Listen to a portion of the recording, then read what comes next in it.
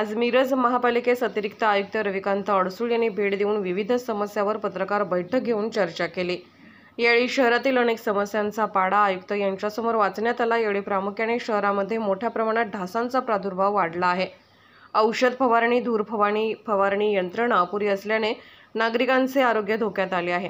शहरातील अतिक्रमण, dog van, निकृष्ट दर्जाचे रस्ते, नाले, पाणीपुरवठा अशा अनेक विषयांवर चर्चा होऊन अतिक्रमण मोहीमसह कचरा उठाव याबाबत ठोस पावले उचलून उपाययोजनाबाबत करणार माहिती दिली। शहरातील विविध प्रश्न मार्गी लावण्याचे यावेळी अतिरिक्त आयुक्त रविकांत अडसूळ यांनी आश्वासन दिले। पण ते एक वर्ष अतिरिक्त आहे तर त्यांना मिरजेचं एक चौक माहिती आहे, आता माहिती होईल असं माहिती होणार। आणि मुलं लोकल असून काय उपयोग नाही। आणि ते मशानभूमीमध्ये कट्टे जे आहेत ते कट्टे सगळे खराब झालेले आहेत। त्याच झाले एस्टिमेट झाले साहेब, त्याचे एस्टिमेट झाले। आता वर्क ऑर्डर तुम्ही म्हणताय तसं काढता येईल।